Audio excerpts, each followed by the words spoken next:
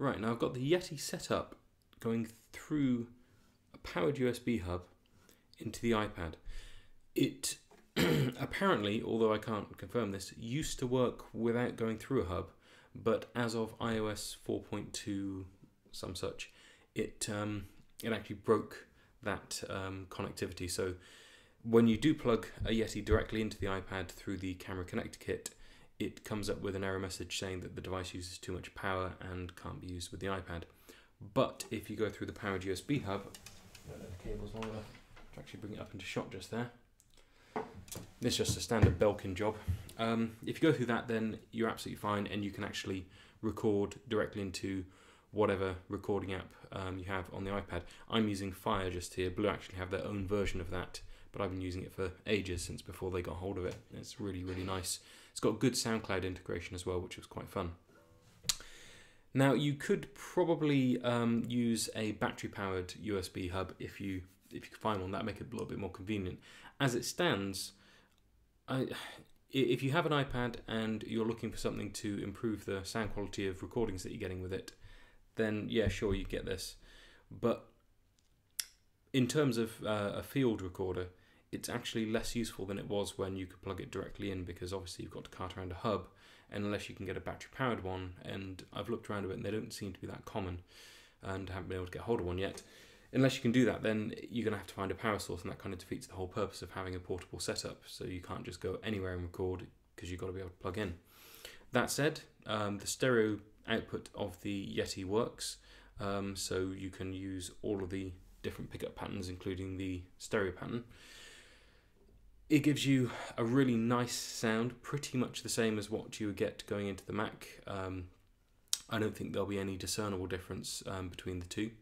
I haven't imported this file yet, so I can't see exactly what's going on, but I guess that it's going to be 16-bit or 24-bit, hopefully 24, and the sample rate's probably going to be 44.1, not 48, so it's quite likely that this won't actually sync up perfectly with the video.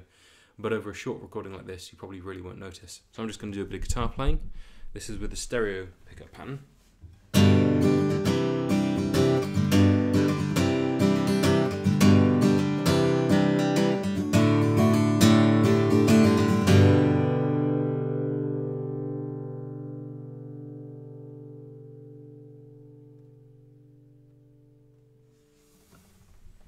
And I'll switch to the cardioid.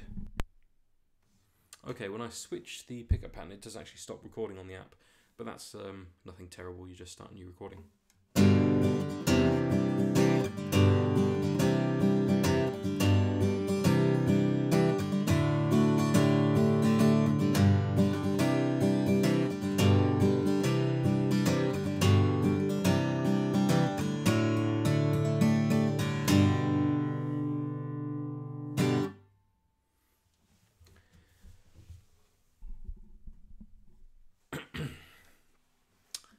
Generally, if I am using this application on an iPad, I'll be using it to sketch down an idea very quickly, or record some kind of backing track for a student in a guitar lesson.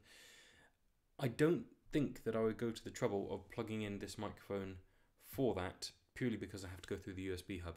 If it was just a case of plugging the microphone in, then yeah, there's a good chance that I would just do it, because it would sound nicer.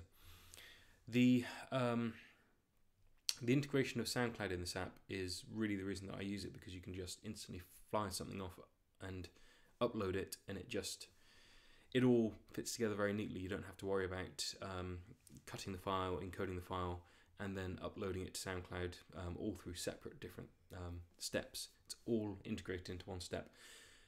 Whether or not this type of microphone would actually be a worthwhile investment for someone with an iPad, now that GarageBand's come along, I could see that perhaps this is the way things will go, although you still have to connect through the camera connector kit, and from what I understand, it doesn't work with the iPad 2 without the USB hub, so you still need the USB hub to power it.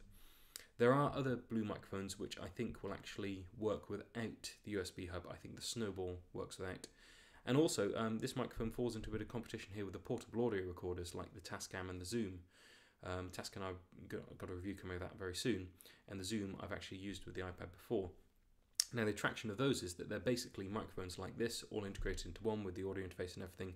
They have USB outputs and you can plug them into the iPad. They have batteries on the inside, so you don't actually need to worry about power because they provide all their own power, they just output a signal. So that's possibly an area where the Blue is probably going to come into a bit of competition. And if you go down that route, bearing in mind they're roughly the same price as this, then you would be able to record anywhere as well. The only reason that you would use that into the iPad is if you're multi-tracking on GarageBand or something, or if you wanted to instantly upload an idea. Otherwise, there's no real benefit because you can record on the recorder itself. Whereas with this one, you've got to go through a Mac or the iPad. Having said that, the sound quality on this is probably superior to either of the others. And it's got switchable pickup patterns, which is nice.